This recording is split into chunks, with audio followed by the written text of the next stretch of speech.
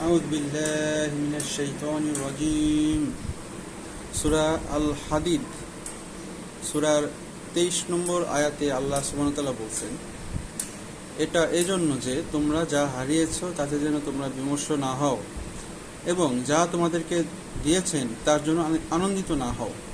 নিশ্চয়ই আল্লাহ পছন্দ করেন না কোনো উদ্ধত অহংকারীদেরকে। এখানে আল্লাহ সুবহানাহু ওয়া তাআলা যে তোমরা এটা এজন্য যে তোমরা যা হারিয়েছো, এটা এজন্য বলতে এখানে এর আগের আয়াতের অর্থটা আমাদেরকে জানতে হবে। এর আগের আয়াতে বলছে যে জমিনে বা ব্যক্তিগতভাবে তোমাদের উপর যে বিপর্যয় আসে তা সংগঠিত হওয়ার পূর্বেই আমরা তা কিতাবে লিপিবদ্ধ রেখেছি। অর্থাৎ কিনা আমাদের ভাগ্য যে আমাদের যেই তকদির বা তাকদির, সেই তাকদির নির্ধারণের কথা আল্লাহ তাআলা বলছেন। এবং এটা এজন্য যে তাকদির নির্ধারণ এজন্য আল্লাহ সুবহানাহু ওয়া তাআলা করেছেন যেন আমরা দুনিয়াতে যা হারাই তার জন্য বিমর্ষ না হয়ে আবার যা পাই তার জন্য আনন্দিত না হয়ে যাই। এটা আল্লাহ তাআলা নির্দেশ কোরআনে আল্লাহ সুবহানাহু ওয়া তাআলা বলতেছেন সূরা আল হাদিদের 23 নম্বর আয়াতে। আমরা দুনিয়াতে যা হারাবো অতি বিমর্ষিত তোমরা বিমর্ষ না হও। অর্থাৎ বিমর্ষ হওয়াটাই আল্লাহ তাআলা নিষেধ করতেছেন। এখানে অতি কোনো শব্দ নাই, বিমর্ষ হওয়াটাই আল্লাহ নিষেধ করতেছেন। আবার তিনি তোমাদেরকে যা দিয়েছেন তার জন্য আনন্দিত না হও, আনন্দিত হতেই নিষেধ করতেছেন তিনি আমাদেরকে যা দিয়েছেন। সুতরাং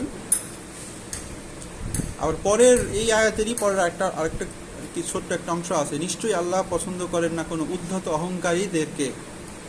অর্থাৎ এই যে আনন্দিত হওয়া উদ্ধত অহংকারী পর্যায়ে পৌঁছায় কিনা সেটা আমাদের চিন্তা ভাবনা ভেবে দেখার বিষয় আছে। অর্থাৎ আমরা কোনো দুনিয়ার সাফল্যে, দুনিয়াতে কোনো কিছু পেয়ে গেলে আমরা অতি আনন্দিত হয়ে, এখানে আসলে অতি আমি বারবার উল্লেখ করছি কিন্তু আল্লাহ কিন্তু অতি কথাটা উল্লেখ করেন নাই, আনন্দিত না হও এই কথাই উল্লেখ আছে। সুতরাং দুনিয়ার সাফল্যে আনন্দিত হওয়ার কিছু নাই, দুনিয়ার কোনো কিছু হারালে দুঃখিত হওয়ার কিছু নাই। আল্লাহ তাআলা নিষেধ করছেন এবং আল্লাহ তাআলা আমাদের এটাই লিখে রেখেছেন, আমাদেরকে দুনিয়ার কষ্টে, দুনিয়া কোনো কিছু হারালে ধৈর্য ধারণ করার তৌফিক দিন, দুনিয়াতে কিছু পেলে আনন্দে উচ্ছ্বাসিত হয়ে গা ভাসিয়ে দিয়ে আল্লাহকে ভুলে যাওয়া, অহংকার করা, এ থেকে আল্লাহ তাআলা আমাদেরকে হেফাজত করুন। আমিন।